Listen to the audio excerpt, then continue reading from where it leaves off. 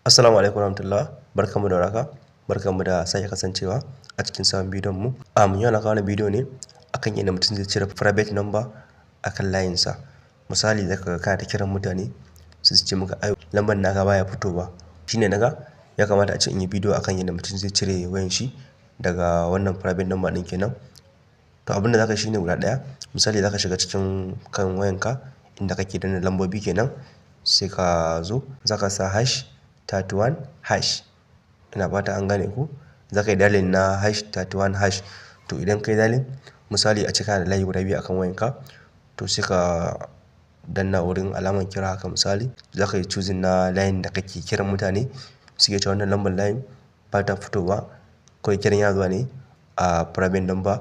To sai ka zaɓi layin misali, a ce a ɗauka yanzu misali a ce wannan layukan nawa yana da su guda biyu, akwai Airtel da MTN akan wayana misali yanzu. To sai a ce ina amfani da Airtel ɗina ne, da shi nake yin yawan kira.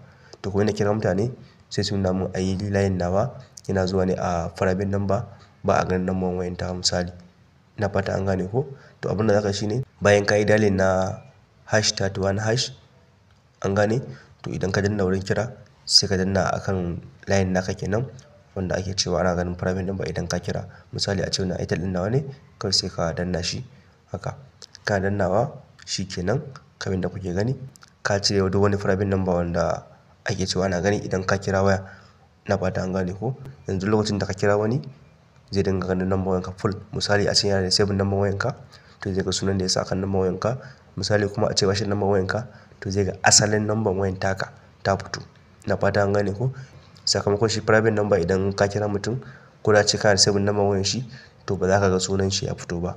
Ina fata an gane ko. To amma idan ka danna wannan code ɗin bayan ka cire, to idan ka kira mutum, idan yana da number wayanka akan wayan shi, zai ga sunanka ya fito.